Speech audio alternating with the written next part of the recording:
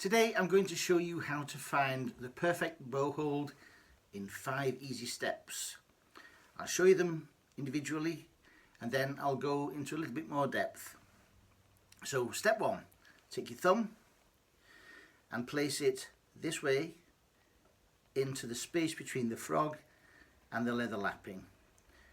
Not in the hole here, in there, like that.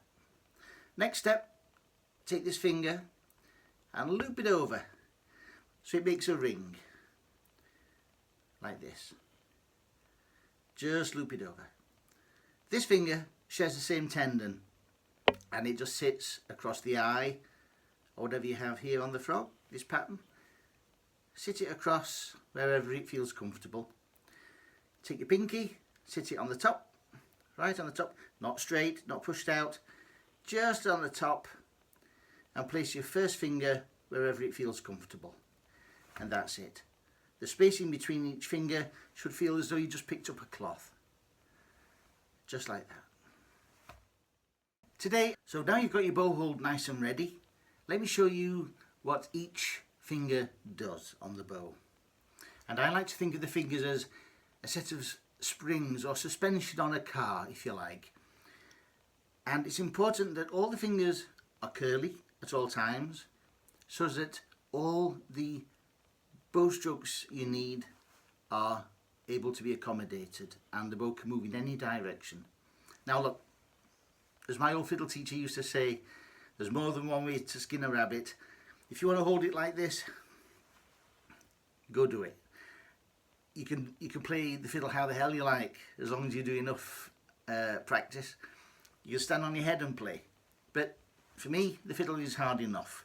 So I like to find a way to accommodate everything I need to do in the most efficient and quick way possible. And that is to have curly fingers like this.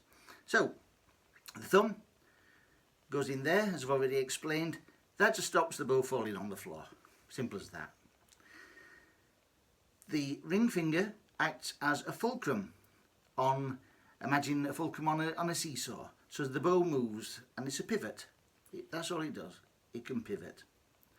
This finger, as I already mentioned, shares a tendon, which is why you've seen the old party trick where you can't lift your finger up. If you tuck your middle finger in, you can't lift this finger up. We've all seen that one. So that just sits on either side. Your little finger, this is important, is the balance. And as we move up and down the bow, the balance point changes. We've got a string here. So the further to the heel we go, the heavier the point becomes, and we need to accommodate the weight with the little finger. This is the one that most people struggle with, but I can help you there.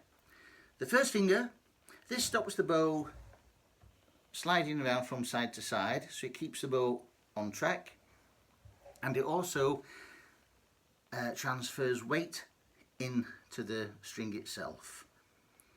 Okay, that's what the first finger does. So there we go. They all work together in harmony, and as I say, like a set of springs. Now, I recommend that you check out my earlier video about playing at the heel, and from there I'll show you some great exercises that really help, and it's the quickest and most efficient way I know to help with your tone and with all your smooth bow changes and with all your different bow strokes. It's worth the effort. See you next time.